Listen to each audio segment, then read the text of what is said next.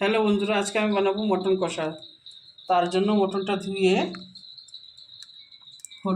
একটু দই দিয়ে দিচ্ছি, একটু গোলমরিচ দিয়ে দিচ্ছি, দিয়ে একটু ম্যারিনেশন করার জন্য রেখে দেব।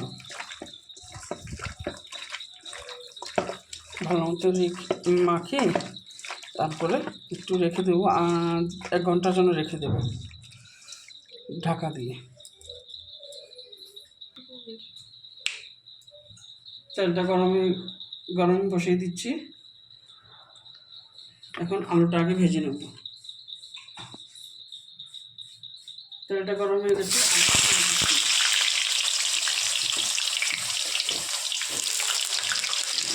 আলুটা আগে লাল করে ভেজে নেব।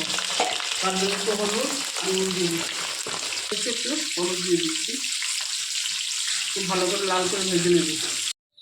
ভাজা তেলের মধ্যে একটু তেল দিয়ে দিচ্ছি। এখন একটু গরম মশলা ছেড়ে দিচ্ছি, তেজপাতা দিচ্ছি আর গরম মশলা দিয়ে দিচ্ছি।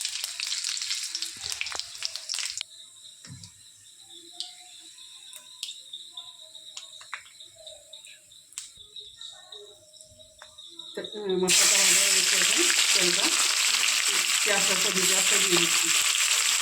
পেঁয়াজটা বেশি করে ভেজে নিয়েছি, একটু ভাজা করবো।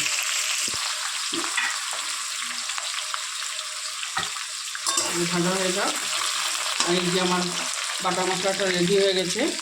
এটার মধ্যে আমি হলুদ নুন দিয়ে দিয়েছি একসঙ্গে, শুকনো লঙ্কা বাটা, জিরা বাটা আর ধনে বাটা। আর এটার মধ্যে হলুদ আর নুন একসঙ্গে দিয়ে রেখেছি।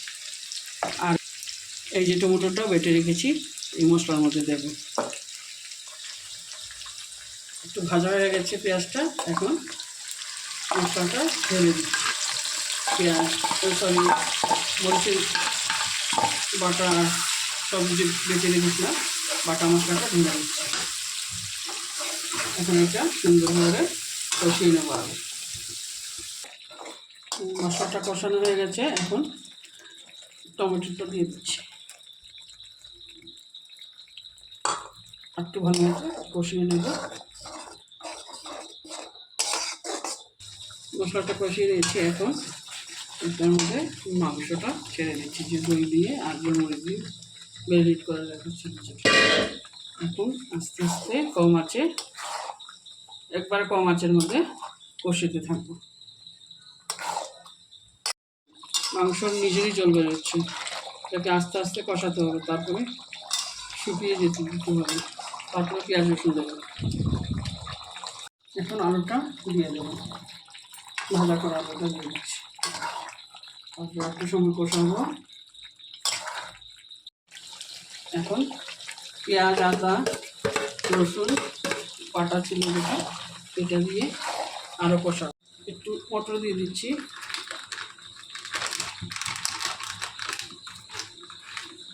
একটু দেবো, কয়েকটা দেবো পরে। এই যে বন্ধুরা, আমার মটন কষাটা হয়ে গেছে। একটু গরম মশলা দিয়ে 5 মিনিট স্টারে রেখে তারপরে নামিয়ে দেবো। এই যে বন্ধুরা, আমার মটন কষাটা রেডি হয়েছে। এটা রুটি পরোটা আর ভাতের সঙ্গেও বা পোলাওর সঙ্গেও ভালো লাগবে, বাসন্তী পোলাওর সঙ্গেও ভালো লাগবে। আর ভালো লাগলে অবশ্যই কমেন্ট করবেন, লাইক করবেন, শেয়ার করবেন। Thank you.